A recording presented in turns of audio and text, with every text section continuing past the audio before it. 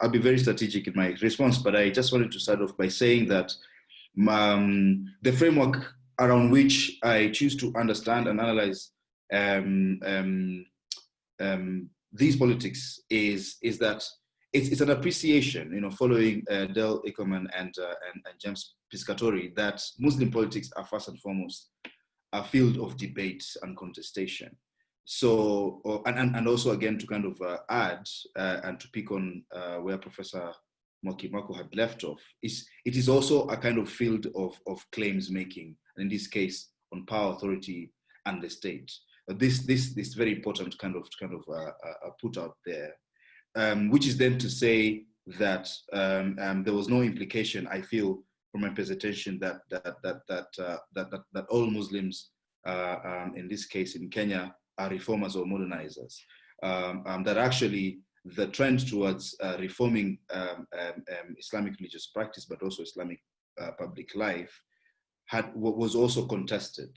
That there was no blanket agreement to these proposals, which is why, going back to Sheikh Al-Amin's work in the 30s and 40s, is that you find that this was actually the case, that a lot of his ideas were actually not picked up by a majority section of coastal Muslims, and were actually actively rejected at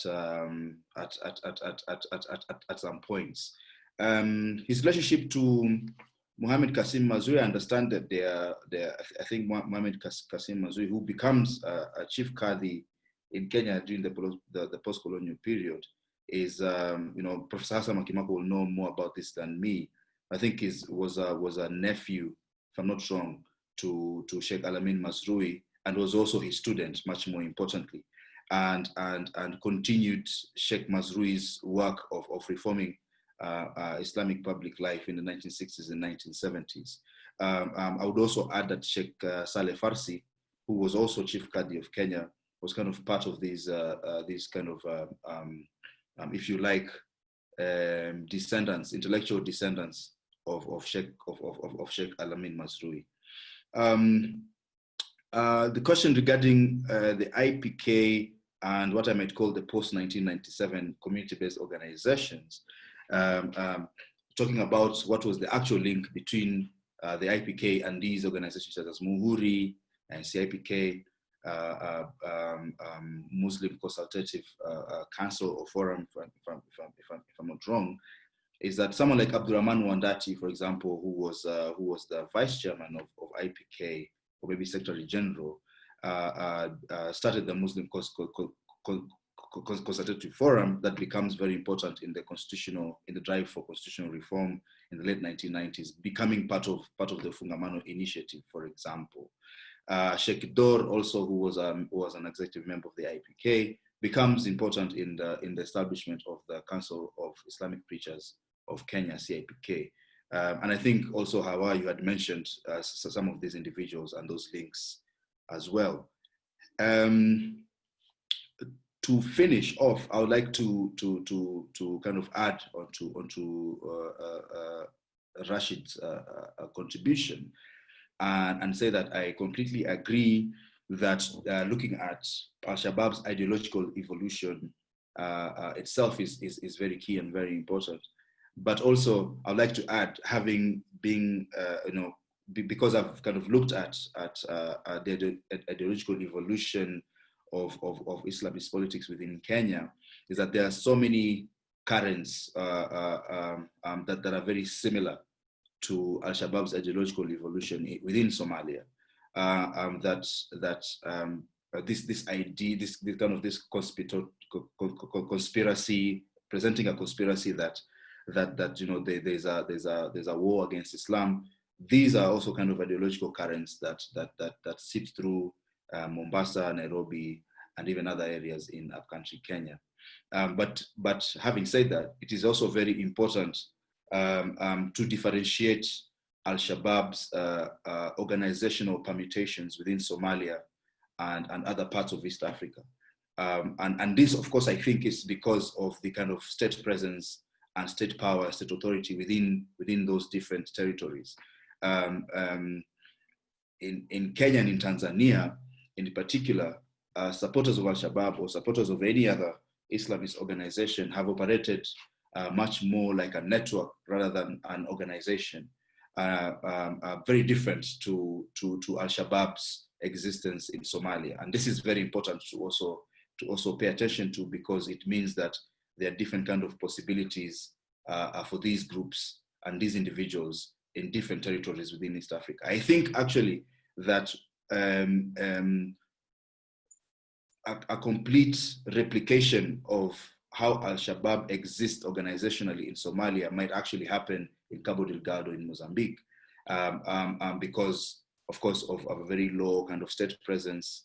And you can see that the organization there, it seems there that they exist more of an organization than a network, is indicative of the power of the state to respond to these groups.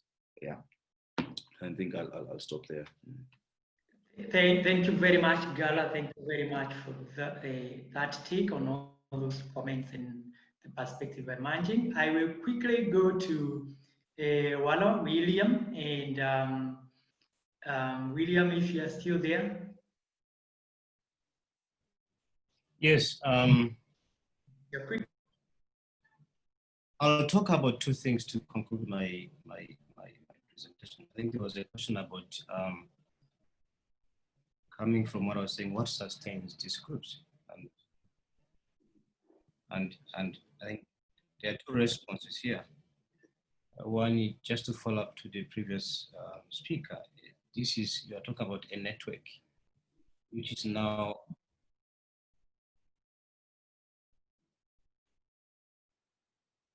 Yes, I'm here. You hear me? Hello? Yes, we can hear you, but maybe you can mute the Hello? video. This is not very good. Yes, we can hear you. Do you hear me now? You hear me now, right? Yes. Okay. Yeah, I mean, to conclude my presentation, I want to respond to two issues. One is the question about what sustains these groups. I think my response here are twofold. One, you're now talking about a network. It's some kind of an organic system which operates across different countries. It's a network of families that operates in different ways. And this networks has established all mechanisms of operating. Like in a good number of the places where they had mosques established, members of these networks would be contributing land, members of this mosque would be contributing money in a way that is not kind of structured. And when it is an organic system, it itself actually, it makes it difficult in the first place to understand what takes place inside, but also it makes it easier to operate in the way that is difficult for different establishments of the government to know. But in terms of financing also, we've seen criminality has become a very significant source of income in the areas where they are operating. And the last point, I think, just to look at the relationship between these groups and the government. We've seen at different times, at one point in time, you see some of them having formed some alliance with the government of the day. And some point, you see having serious departure from the government. I think one of the research areas, I would call it a research area of interest, would be looking at different ways in which these groups at some point in time infiltrating the state, or rather at some point also in time, maybe the states also infiltrating these groups in the way that you see them at some point, for instance, they are so quiet. Some of them supporting the state, but at one point in time, you see them making some noise and becoming a little bit more violent. So I think this is, I don't have answer to this question, but I think it would be quite interesting to look at this new development, the new dynamics in the way that these groups operate, especially in the relation between these groups and the state. Thanks. Wonderful. Thank you very much, William, for that, again, very thoughtful, useful insight. And I will now very quickly go to Eric, who is hopefully still with us. Yes, Eric, you have the floor. Thank you. Some very stimulating question across and suggestions. The first comment was, I think, from Hawa Noor, who was talking about funding and the repression by the state, displacement, etc. And I won't go into detail, but of course, one thing is the insurgency and its motivation. Another is how the war unfolds. And of course, the role of the state is central. And at the moment, it's been mostly dealing militarily to the with the insurgency, and that has led to violence and repression, which has actually or is suspected to have actually helped the insurgent in some cases. So it's a complicated story, but of course war is messy, and of course some people will go to the insurgent for security or because they have no other option, etc. The question of resources is another complicated one. There's a lot of suspicion that there's a connection with the gas findings. There's a lot of conspiracy theories. The research which has been done on the connection between drug traffic and woods trafficking, etc., seems to suggest the insurgents are not in those illegal traffics, or should I say not yet. The question, for example, for the drug, I think would not be them getting involved, but maybe them taxing it if they could. But I think this is a discussion which we can have and should have, but I think it's something which is either developing now or will develop in the future. There was a question about ethnicity, and the answer is yes, there is an ethnic element, but as always, it's complicated. But I think there we can connect to another comment which was done by Professor Hassan Mwakimako about the role of the state. And it is, I agree 100% with his comments. There's an issue of governance. And in the case of Cabo Delgado, the issue of governance is hardly discussed. It's a sensitive topic. But I think partly the governance has led to the insurgent going to war. And I'll agree to his comment as well that these concepts of Islamism, jihadism, etc. are useful, but they are not sufficient. And I would go a step further. I think we can use them as starting points and never as an ending point. And in my case, I investigated in Cabo Delgado and find the Islamists, they shift to jihadism, but what kind of jihadism? And then we discovered that actually they only believe in the Quran and not in the Hadith, and they have rather strange ideas. So then I discovered that they are actually what you call Quranist or Quraniyum. But then, even then, what kind of Quraniyum? I'm sure there's different ways of being it. So you have to unpack all this. And if I look again at Nigeria, Quranists there, some of them are wholly pacifist, the Kala movement. Other turn millennial and turn violent for a series of years. So the same ideas do not produce the same outcome. The issue is not just about the idea. And I think this discussion about radicalization is also very bizarre. People don't radicalize, they actually answer to the context and they answer to state action. So the same set of Islamists might never become violent, another set will in a different context. And I would add that in Mozambique, the majority of Islamists are part of the Islamic Council, which is Wahhabi, and they're extremely happy working with the state. And they have a totally different approach and different strategy altogether. To conclude, maybe I think there's an interesting discussion by Professor Rashid Abdi about this shift in the nature of the movement. The Islamists, they shift to jihadi, but then can they change their nature? And he was referring over the years, they can become criminal, and when is the tipping moment where they stop being Islamist and they're just a criminal organization. And I think it's a complicated discussion, but I think the point which is really interesting is, and that's the case in Mozambique, the sect leaders engage in insurgency.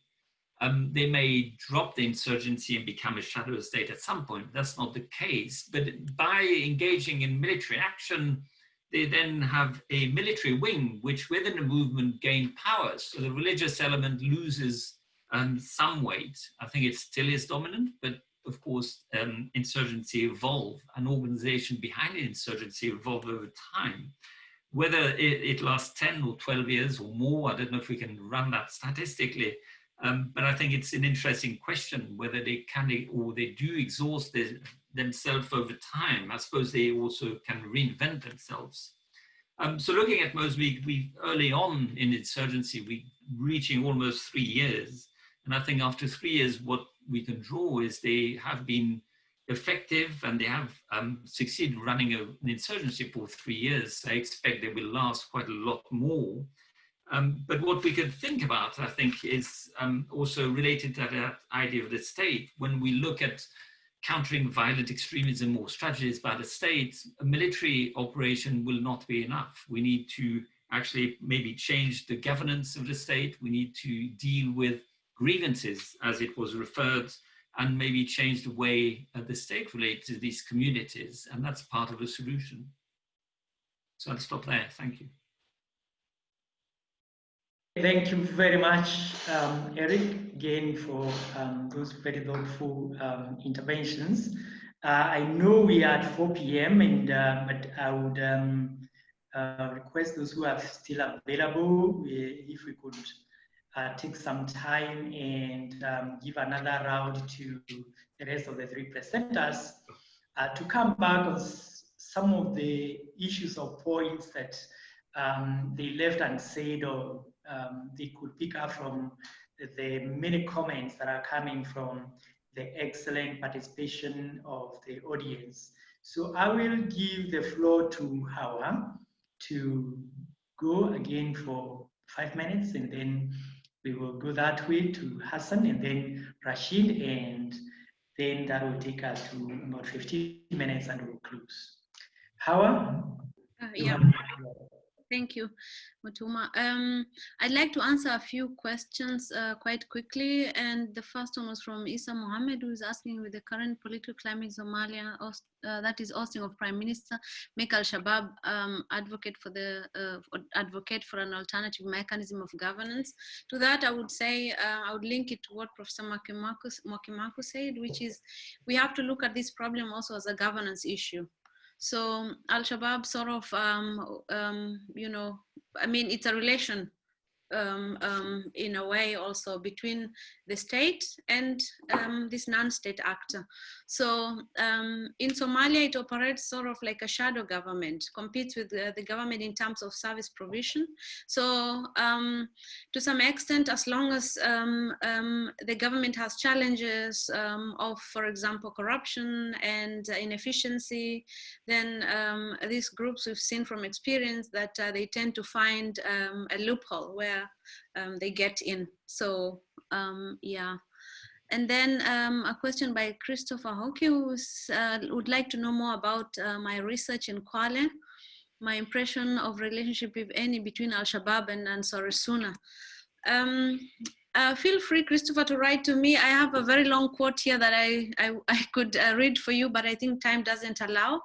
A verbatim from one former Al-Shabaab participant who actually very well analogized it by saying that members of Ansar Sunna, I mean, from my analysis, this is just one category of recruits for Al-Shabaab, and they fit into Al-Shabaab's narrative of recruitment because by virtue of their belief system, so to say, their value system.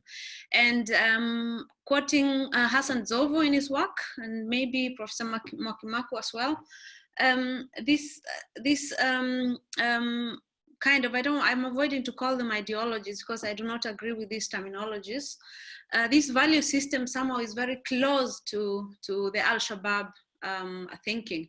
So we see that Ansar Sunna believed in the Hijra issue, which is going from kind of a bad place to a good place, which actually also inspired initially the isolation from the community, which was movement from, they kind of emulated the Prophet Muhammad, who moved from Mecca to Medina. So to them, isolating themselves was moving to a place where they could practice their religion better, safer. And then when the Islamic Courts Union kind of I mean, when news were all over, I have a quote where someone is telling me how he saw a documentary, how the Islamic Courts Union was really coming up in Somalia and thriving. And this was as an inspiration. So when recruiters came in and kind of trying to sweet talk them to join, this particular group, some of their members fell into it because they were told it is the Hijrah from Mecca to Medina. It is a place where Muslims they can practice their religion, they are able to earn a living, they are able to, and live and interfere. And if they died, they would die as martyrs. If they came back, they have earned something by helping their Muslim brothers, so to say. So we have to look at it in that way. The next question is by Kimari. Do you think any negotiation or MOUs with the state would be possible or treated as legitimate? So this is the part of the questions which we had initially that I did not manage to answer. And part of my research also looks at the amnesty, the botched amnesty program that was initiated by the government of Kenya in 2015. And we keep hearing of some reintegration efforts, and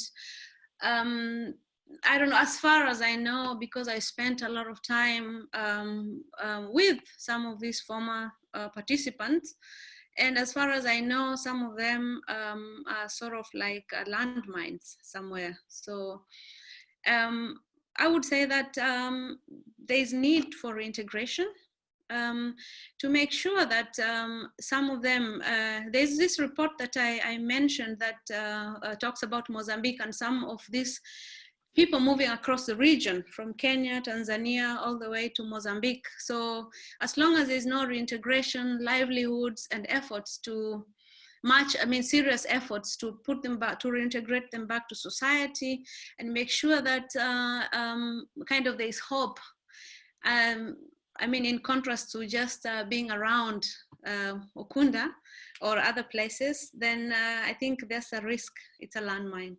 So I would say that not only that, the defections of Awais in Somalia, Sheikh Awais, and of course Mukhtar Robo. This the wrong move that was done by the government of Somalia is to reject them also.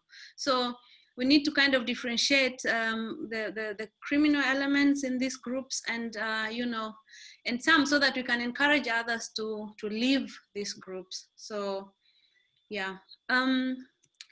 The last point that I wanted to say in relation to Kenya is that given the effects of the global war on terror, we appreciate that the security mechanism has been able to kind of make some of these groups retreat. On the other hand, the reality within Muslim communities today is that, and specifically talking about the coast of Kenya, is that there's no space for expression, which is dangerous.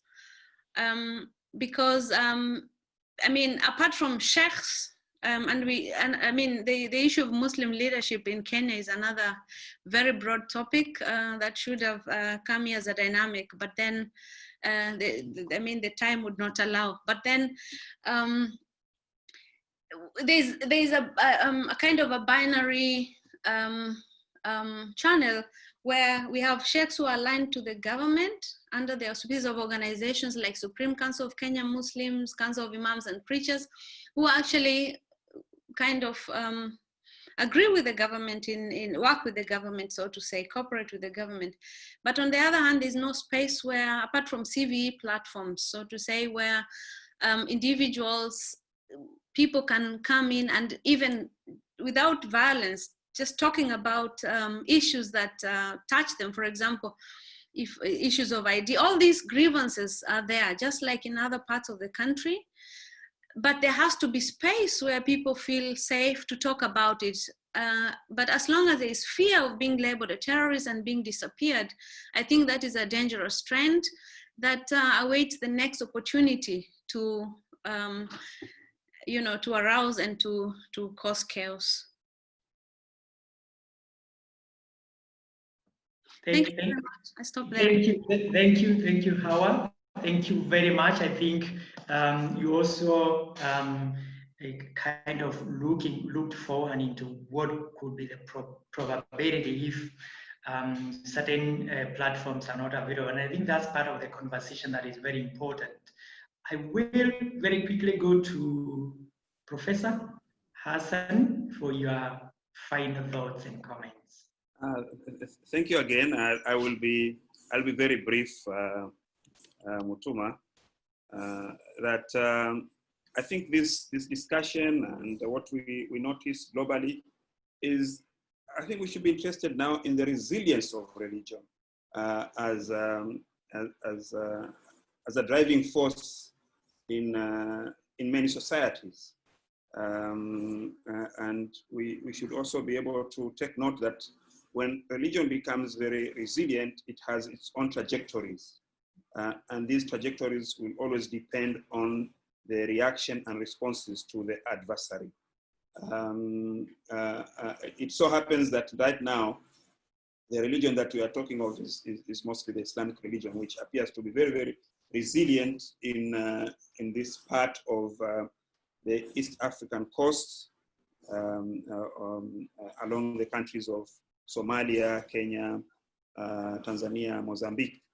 But we need to be very brave, you know, to avoid these generalizations, because they eventually make us miss some very, very important indicators of why religion has become very resilient in these areas.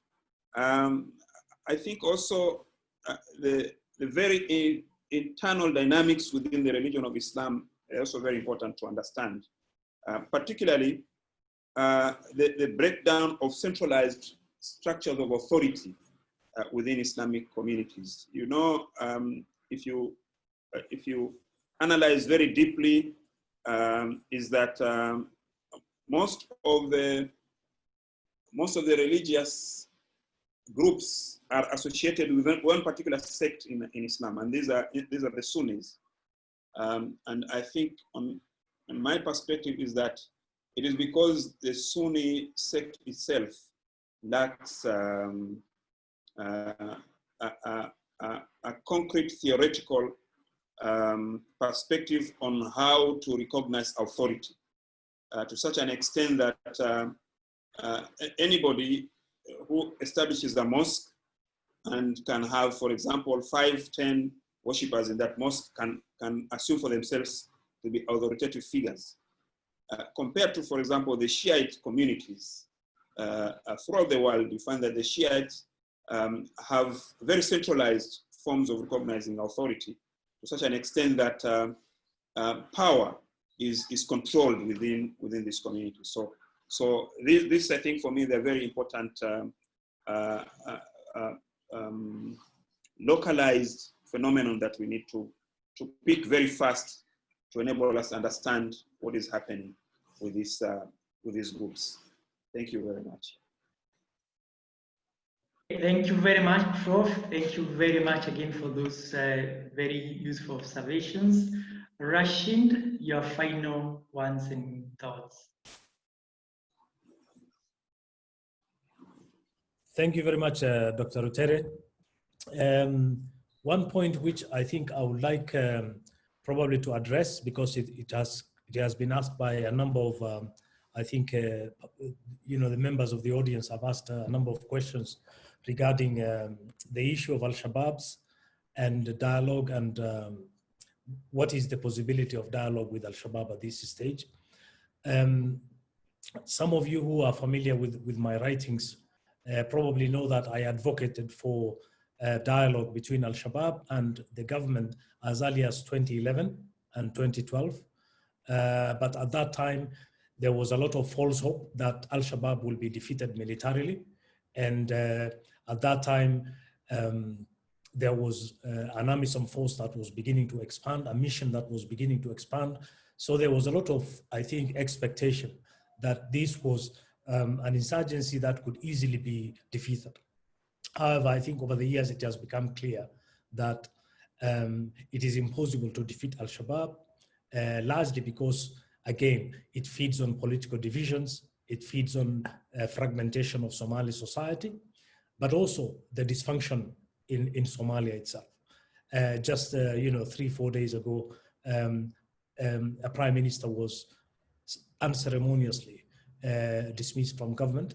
In less than 6 hours, he was gone without any procedure, without any, flouting of the constitution. So that tells you a great deal that the crisis in Somalia is not even security, it is political. And as long as you have this kind of political dysfunction, you will never address the issue of Al-Shabaab. Now, is it possible for Al-Shabaab to be engaged? Let's say like the Taliban is. I am an agnostic on that, to be honest, because again, I feel that a lot of time was wasted. Al-Shabaab is now a much more militant hardline movement. And from basically, a reasonable, looking at how insurgencies are negotiated with, they're in a position of strength. Why would they come to a table and sit down and negotiate? They are able to disrupt the government, they are able to tax, they are able to do anything they want. The only thing they are not able to do is to come to Villa Somalia and basically take over the symbolic state. They functionally, they control the country, and so they can only be negotiated with if you are going to cede ground, if you are going to make concessions. And I don't think that at this moment is what the Somali government and the international community want. However, I think there is a possibility that as Al-Shabaab's ideological core continues to shrink, there will emerge leaders who, for a variety of reasons, will be able to sit down and then negotiate. Now, there's one reason why I think also the government has failed to negotiate with Al-Shabaab. Remember the famous case of Mukhtar Robo, the second in command of Al-Shabaab, the historical figure, ideological core member of Al-Shabaab. He was a so-called Islamist nationalist who basically wanted to focus much more on the takeover of state, excuse me, in Somalia. So the Somali government sent emissaries, they negotiated with him, they said, we are willing to sit down with you and you help us engage young people within Al-Shabaab, and we want a peaceful settlement. So he came out of the bush and met the government, was taken to Villa Somalia, met the president, was escorted, given a private jet up to his city, Baidoa.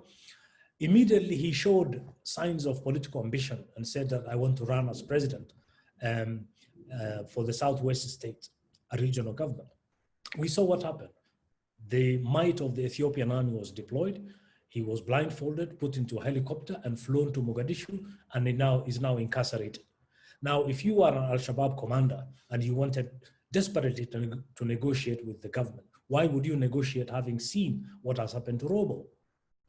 So in other words, what I'm trying to say is that a government needs to come out with a coherent amnesty